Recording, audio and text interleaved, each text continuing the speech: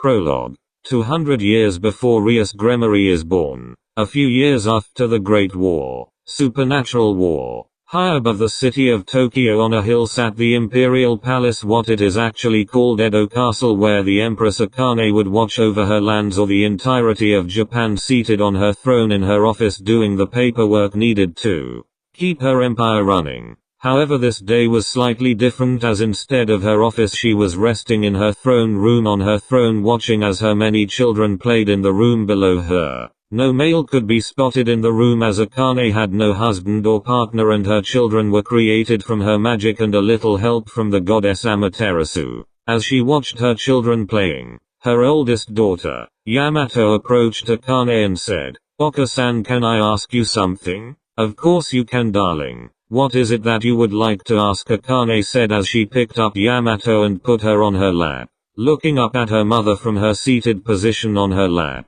Yamato asked, "Can you help me train with my magic and unlock my ship form, please?" "Of course I can, my dear. Shall we start this weekend when you don't have any lessons?" Akane asked kindly. "Yes, thank you, Oka-san," Yamato said.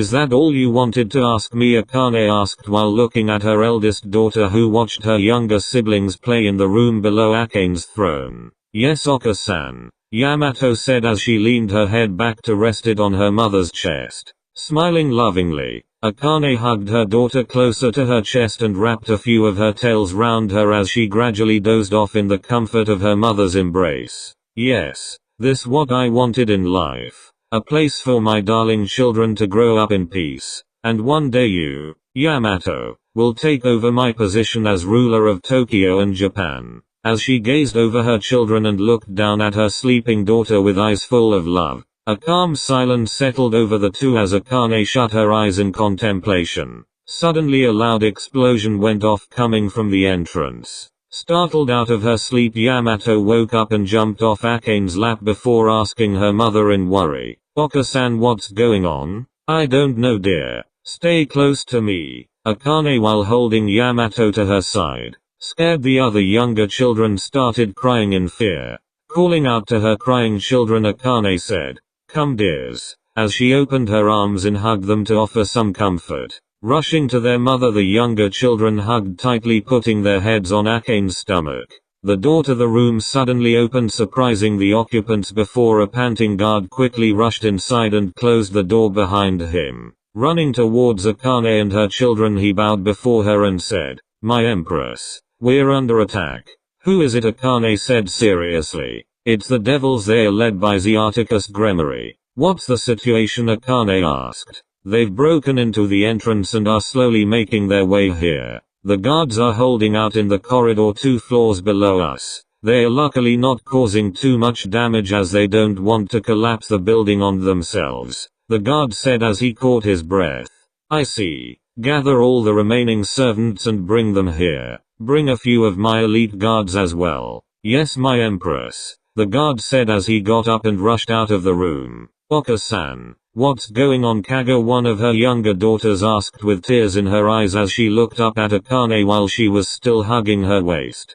"Kaga dear, we're being attacked by the devils, specifically the devils of the Gremory family." "But why?" Kaga cried out. "I don't know, dear," Akane said as she wrapped her still crying daughters in her tails. A few minutes later the doors opened again and in rushed Akane's elite guards and her remaining servants and handmaidens, who all bowed before her. Once the doors were closed, the guard Akane had previously spoken to went to the front, bowed and said, "My Empress, your personal guards are here and all the servants that are left that haven't been killed." "What's your name?" guard Akane said. "It's John, my Empress," the now named John said. "Okay John, I want you to let everyone here and escape. Take my children and go into the escape tunnel under my throne and head to the emergency submarine that is docked in the secret cove and head to my sister Yasuko in Kyoto." "What about you, Empress?" John asked worriedly. "I will stay here to buy time for you to escape," Akane said calmly. "No, Kaa-san, please don't leave us," her children cried out. "My Empress, we cannot let you stay here alone. You have to go with your children. Leave us to buy you time for your escape," one of the guards said. "No," Akane refused quickly. Your job is to protect my children and everyone else on the journey to Kyoto. Very well, my empress, the guard said sadly. Any protests that the other servants may have had quickly died in their throats as they all solemnly agreed to their empress's wishes. Getting up from her throne, Akane handed her young children to her most trusted handmaidens and quickly used magic to move the throne to reveal the entrance to the secret passage. The guards and servants quickly started to go down into the tunnels as Akane's children cried out for her. Yamato quickly said, "Oka-san, let me stay. I can help in the defense. Please," she said with tears in her eyes. "No, Yamato, you have to go with them and look after your siblings. They'll need you to guide them and offer comfort on the journey," Akane said sadly as she gently pushed Yamato towards the entrance where the rest of the evacuees were waiting. Before they left, Akane spoke to her children and said, "Stay strong, my children, and live a long, fulfilling life. Look after each other and don't make too much trouble for your Aunt Yasuka." "OOKKKAA-chan," they all said with tears in their eyes. "Now go, we don't know how much time we still have before the devils get here." Quickly giving one last look to their mother empress, the evacuees all went into the tunnel and left Akane in the room.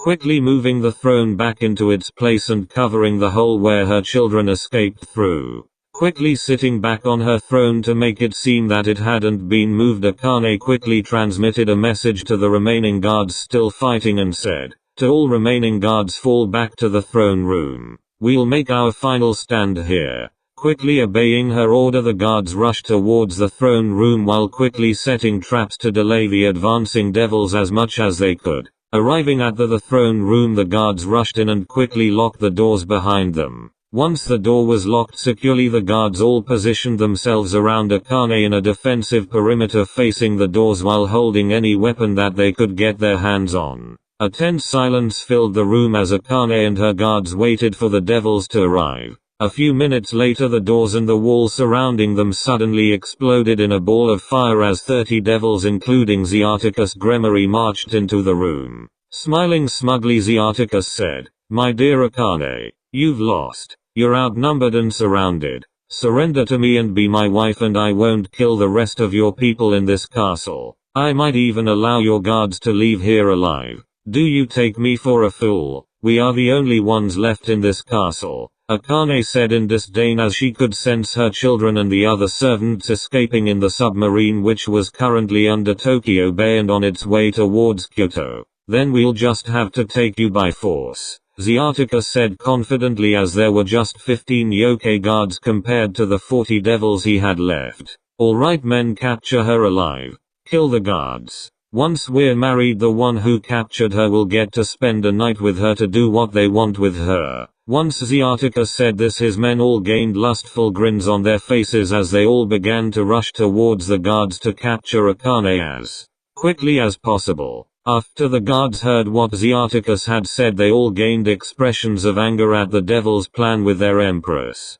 Seeing the devils advance towards them, the guards all braced themselves for the clash that would happen. After 20 minutes of fierce fighting, the last guard was overwhelmed and fell to the remaining 15 devil soldiers. As soon as the guard fell, Xiaticus, while being surrounded by his remaining men, walked calmly towards the still seated Akane as she silently mourned for her fallen guards. Seeing Xiaticus approach, Akane quickly snapped out of her state of mourning and instead her expression changed to boiling rage at the sight of the one responsible for all the death and destruction that occurred in her castle. Stopping a few meters in front of Akane, Xiaticus said, "It's over. You've lost. I'm giving you one last chance to surrender willingly and you won't be broken and treated as a slave once you birth me children." When Akane heard his demands, she quickly refused and said, "I refuse. I will not let my guards die in vain." Standing up from her throne, Akane began to glow with power while looking feral, grow black fur all over her body and began to grow in size. As she grew bigger, her clothes began to stretch and tear, revealing her fur-covered body. Stepping back in shock, Xiaticus and the devil slowly backed away from Akane as she grew bigger and bigger. Thinking quickly, Xiaticus created a magic circle that encompassed all of the devils and teleported to the outside of the castle as the throne room began to collapse around them from how large Akane had grown. Once they were outside, the devils watched the castle for any sign of Akane coming to attack them. Sighing in relief at the fact that there was no one coming to attack them, the devils relaxed. Suddenly the main building of the castle exploded in a cloud of smoke and flame. Dropping to the ground from the shockwave, the devils all stared in shock as flaming debris rained down around them. With their attention now on dodging the pieces of flaming wood and masonry, the devils never noticed the shadow forming in the smoke, until they heard a low growl reverberate through the air, drawing the devils' attention away from dodging the falling debris to them trying to locate where the sound had come from. Looking upwards, one devil spotted the figure looming over them before seeing the glowing red eyes glaring down at them. Stuttering in fear, the devil said,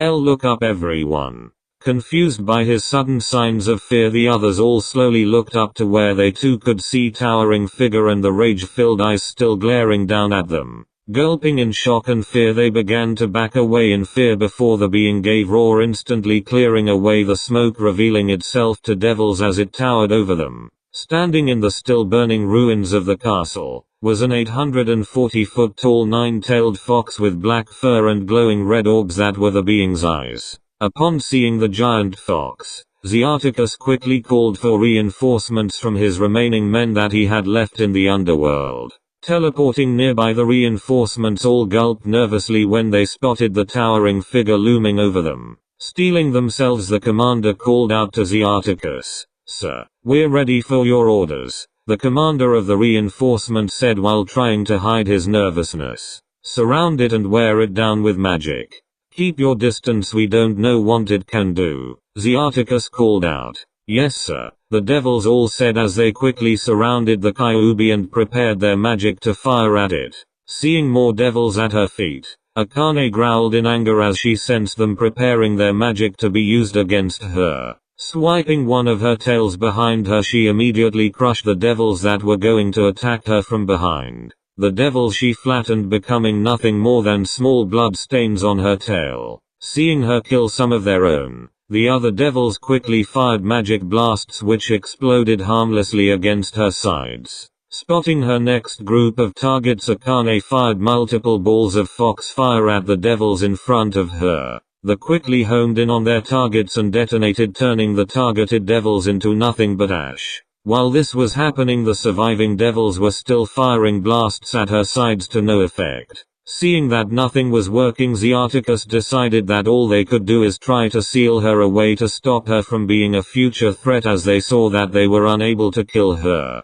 Quickly telling his remaining men his new plan, they quickly gathered around their seal masters to empower them to make a strong enough seal to hold Akane for as long as possible. Even in her rage-fueled state, Akane was still able to recognize what the devils were attempting to do and quickly changed her targets to the devils that were preparing the seals. Glancing up from their preparation of the seal, one of the devils saw Akane staring down at them with narrowed eyes, and gulped nervously as she opened her jaws, and in between them she started to build a massive fireball in her mouth.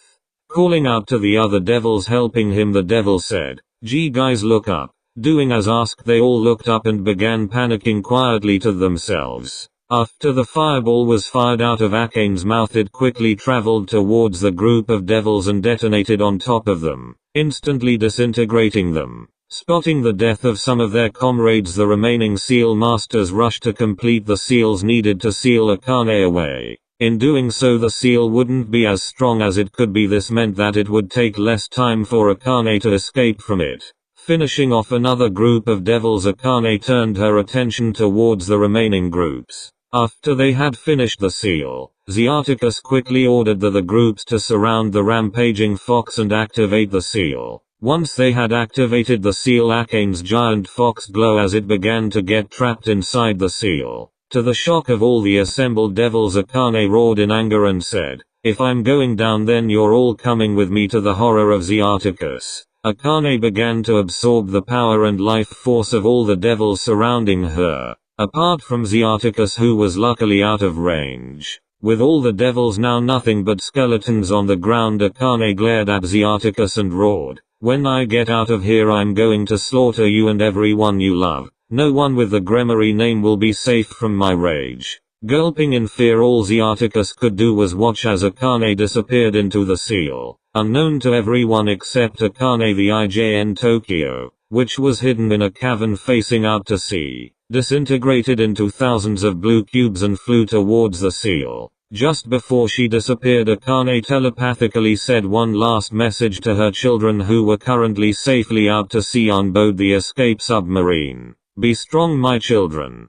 Kaa-san has to go away for a while. Live your lives the way you want to. And remember, you are all my pride and joy, and never forget that I will love you always. Be good for your aunt and Yamato while I'm gone," Akane said gently. "Oh, okay, Kaa-chan." All of the younger children sobbed heavily. Speaking only to Yamato, Akane said, "My dear, look after your siblings. They will need you now more than ever, but look after yourself as well. And never trust anyone of the Gremory family, especially anyone related to Ziaticus Gremory." "Okay, Kaa-san," Yamato said, crying softly. "Good. This is goodbye for now, my darlings. I love you all now and forever," Akane said with tears in her eyes. "We love you too, Kaa-chan. We'll miss you," all of her children said while in tears. "I'll miss you all too," Akane said as she faded away into the seal.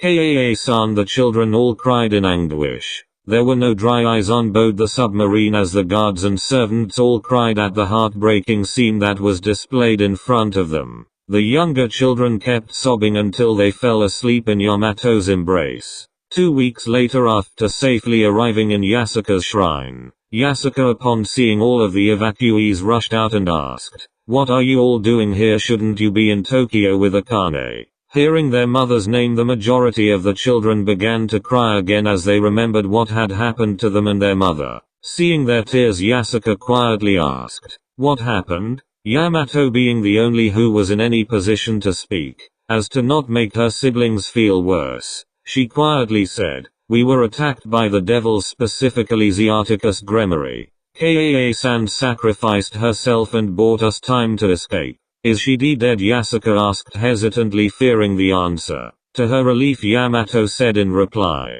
"No, she been sealed away, but she'll come back at some point." Sighing in relief, Yasuka quickly invited the emotional family into the shrine and let all the children rest in a room to recover from the long journey and the emotional trauma they had experienced. Now in her own room, Yasuka was able to grieve for the loss of her older sister. "Oni-san, I'll miss you. You don't have to worry about your children. I'll raise and protect them the way you would have done." Meanwhile, in the seal, Gremory, you and your family will pay. Once I have reunited with children, we will make sure that you will get the painful death you deserve, Akane said darkly as she glared at an image of Ziaticus Gremory.